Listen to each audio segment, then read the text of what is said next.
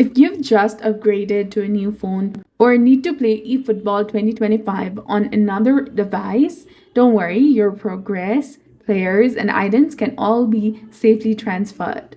eFootball uses a secure account linking system such as Konami ID, Game Center, or Google Play to make sure that your data stays intact.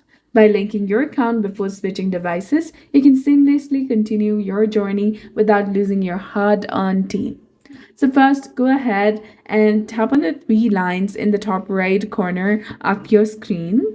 Once you're in the home section, go ahead and tap on extra in the right hand side of the screen. Once you do that, from the support section, you'll be able to see your Konami ID. So go ahead, tap on support, tap on link your data here. As you can see, I have not linked my Google Play or the Konami ID yet. So you can go ahead and link your account, and then whenever you try to transfer your account, you won't lose your account. Another thing you can do is you can go ahead and download your account information or the data. Tap on game settings.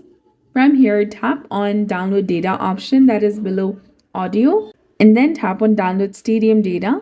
Select the data that you want to download and you'll be done. So that's it for this video. I hope you found it helpful. If you did, please like, share, and subscribe. Thanks for watching.